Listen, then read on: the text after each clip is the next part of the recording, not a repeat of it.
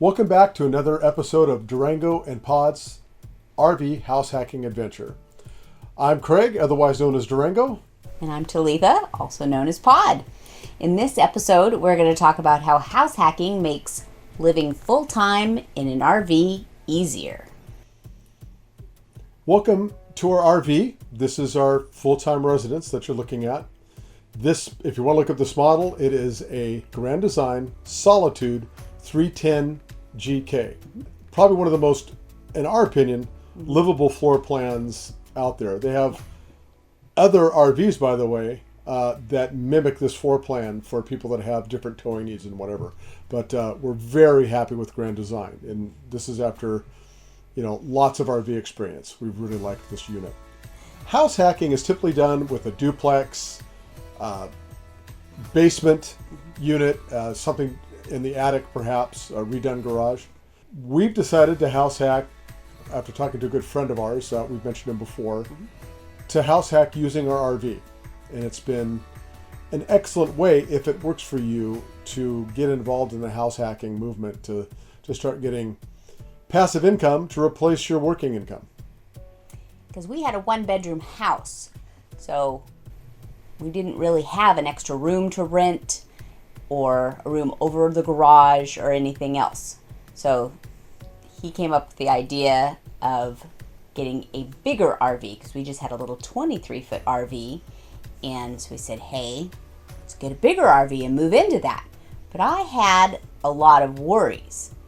Craig started looking at the short-term rental market because, as we explained in our first intro video, short-term rentals make more money than the month-to-month, and we didn't really want to move all of our stuff out of the house. So a fully furnished home made a lot more sense with short-term rentals.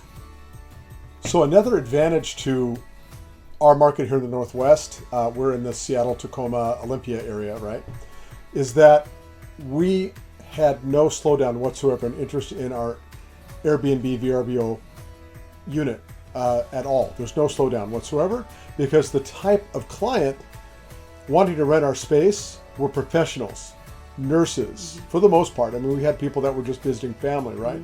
But for the most part, we had professionals of one kind or another, mostly medical, and they wanted to stay often two, in one case, 8 months. So we actually had 2 contracts with one client through Airbnb in that case. So the good news is if you understand your market and look at your market properly, you're not talking about a vacation market.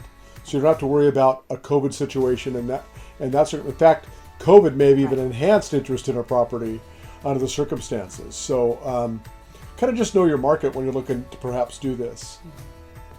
Yeah, and our home was well situated in Tacoma near the freeway, so it was easy access to Seattle, just about 45 minutes away from the heart of downtown Seattle, and less than an hour away from Mount Rainier, about an hour away to the beach. So it was very centrally located. Somebody staying for a while could get to a lot of different opportunities.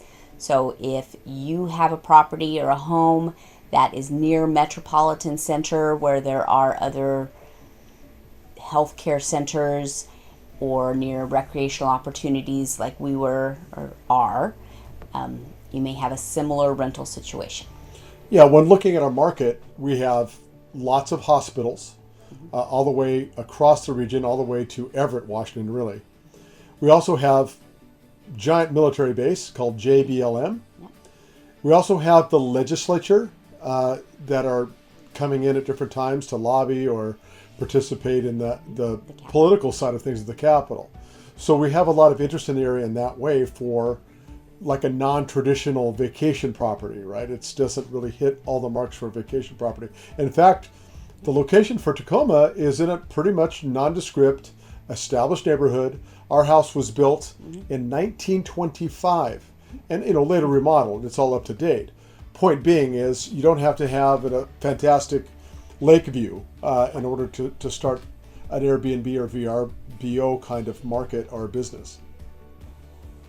So unlike Talitha or Pod, I had very little reservations once this idea sort of fomented in my mind, I was all in. I just thought this was a fantastic idea and a way to start bringing in more income. I still didn't know a whole lot about the market, to be fair, but I was just all in. Now, Talitha didn't feel the same way, so I'll let her talk about her thought process through it. Yeah. So I wasn't sure I was going to like living in an RV full time. We were camping an awful lot. Every other weekend was our goal, and we had been doing that pretty much for 2 years in our 23-foot RV. So I knew that I loved camping and being out in the parks and boondocking and all these different experiences, but I wanted that fallback plan. So Craig had the turning point idea that got me to say yes, which was with the short-term rental, you can keep your garage because those renters don't really need a garage. There was on-street parking, and that way we could keep all of our belongings that we didn't need in the house in the garage. We could move our personal belongings that we didn't want the short-term renters to have access to in there and have extra space that the RV didn't afford. The garage would be available. Yeah, something to consider in this is if you're going to start, let's say, a house hacking investment business into real estate, you're going to want a base station for maintenance, for extra overflow stuff for the RV, like water filters and extra power cords or whatever you might need. So we had have had a 24 by 24 garage in Tacoma. Lots of space. In fact, I kept my Harley Davidson there, all of the overflow parts that I might need, stuff for yard care and maintenance. Now, it turns out we probably could have immediately started people doing yard maintenance and been uninvolved in it whatsoever, but we had a very low maintenance yard as well. So it's not like it took a lot of our time, but there's enough money built into this, enough profit built in that you could probably just hire that work out. Talitha's concerns were different. They're more about belongings. Yeah. Well, being a woman, clothes. We have a pretty good closet here in the Solitude. I'll show it to you in another episode when we do a tour. But it really is not big enough for all the clothes I had in the house. So we bought some storage that had zippered, fully zippered closures, and were able to put my seasonal clothes that I wasn't wearing, summer stuff in the winter and vice versa, into the garage. And I turned out to really enjoy this because I could take some outfits, go to the garage, swap things out, and it felt like shopping without having to spend anything. Craig even has a storage there as well, and doesn't swap things out as often as I do. But it's really great for those winter coats, seasonal items like Halloween costumes, Christmas gear. We do have boxes there for more decorations. Who doesn't have Christmas decorations? Yeah, the beautiful thing about this is that you can rely on that storage space without paying a storage fee. In fact, somebody else is really making that storage payment. And truly, we've never had somebody say, one time renting, well, I sure wish I had your garage. It's never come up. You just leave it out of the description. In fact, our early description was, hey, we might be in the backyard. We'll respect your space, you respect ours. Now, we often didn't end up in the backyard. That's something else maybe Talitha will talk more about, but we had an auxiliary plan for the RV while we're looking for more properties.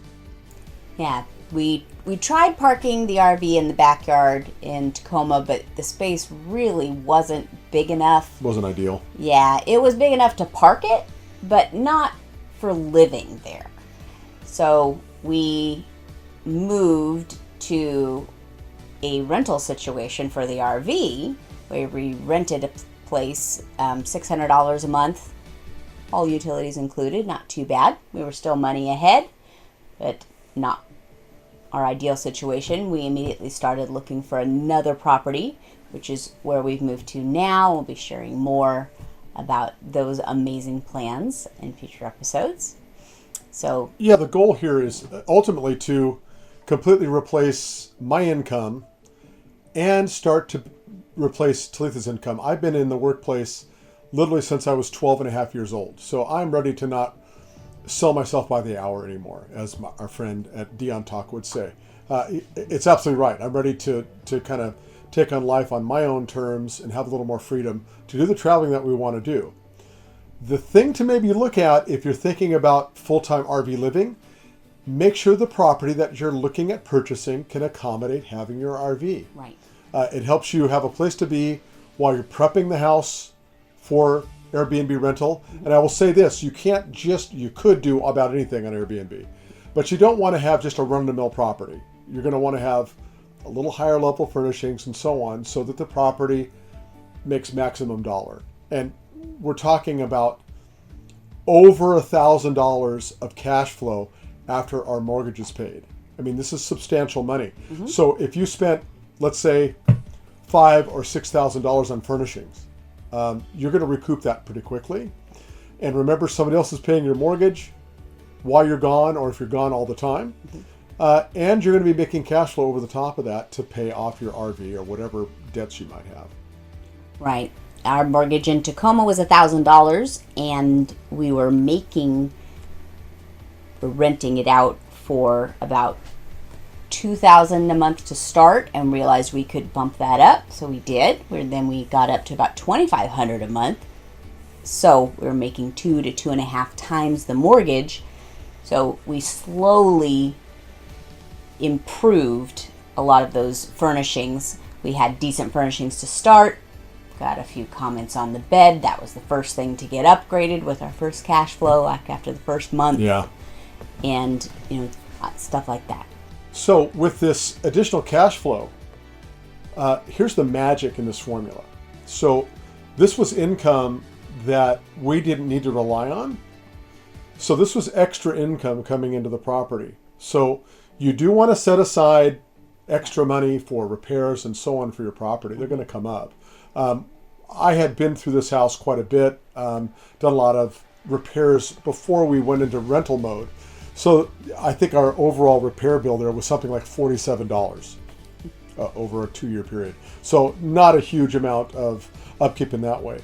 You get to charge additional fees for cleaning. So that doesn't come out of your end in a way of, I guess you could think about it either way. But we thought of it as we charge another $100 for cleaning, and we'll hire that cleaning out. Right. So we didn't have a responsibility to go and clean the thing when it turned.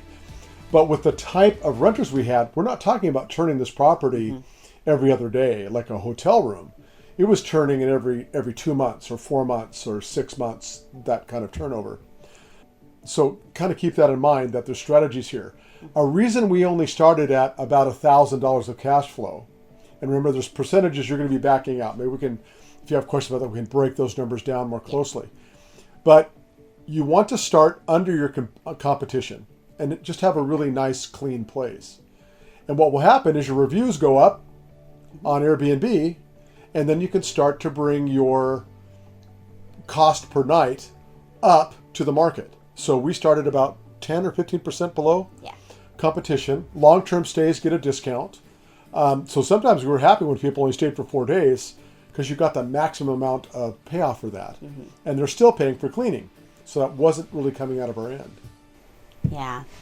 Another one of my worries was about maintenance on the RV, because I knew there would be maintenance. Even though we had a new RV, we knew there'd be scheduled maintenance. What would happen if something broke down? So, nice thing again with house hacking is short-term rentals. You get to control your calendar. You can block some time for those scheduled repairs and stay in your house. So you control the calendar for those, and then friends or family come to town, block your calendar for them. During the holidays, got a place for them to stay. And back in the garage, you can have an extra fridge for yourself. Oh, that's right. Yeah, or for those events, again, when people are coming to visit, it's really nice to have an extra fridge in the garage. Well, you can see in our particular fifth wheel, we have almost a residential size fridge. I mean, it's a little less depth than a regular residential fridge, but really large freezer, large fridge, and we've camped for over a week at a time, and you can have all the food for a week in here. So but all that being said, it's great to have a place to have your chest freezer and your refrigerator as backup. That is absolutely true. Yeah. Just even for keeping extra ice when you're getting ready to camp, because you can ice some stuff down. We like to boondock, where we go off without any connections whatsoever. This particular fifth wheel is equipped with a 50 watt generator, so we can run the entire house, including 2 air conditioners, everything off the generator, off of propane.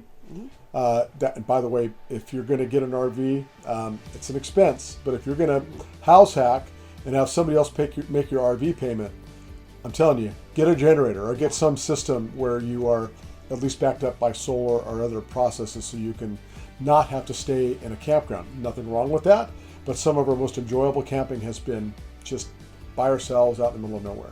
Yeah, we'll definitely do a boondock only episode. Yes, Those absolutely. are fun. For those people out there who like to go camping a lot, sometimes it's a little bit of a headache to pack up the RV, unpack into the house, back and forth. And I realized as we started living full-time in the RV, that hassle was gone. All of our stuff's already in here. Yeah, when you're full-time in the RV, you just clear the kitchen counter, drop the table leaf, suck in the slides, and go down the road. Yeah, it's kind of cool not having to worry about whether or not you packed the corkscrew to open a bottle of wine. Yeah, and again, when you're already living in here, you're done, you're packed, you're ready to go. Been a fantastic surprise to us, what a relief that was, being we camped in all kinds of other ways in the past. I mean, we still have a pop-up camper that we tow with our Harley-Davidson motorcycle. We like to camp so much. Mm-hmm. But that takes preparation, and we have to think about it and get ready. None of that's necessary when it's already in here. Yeah.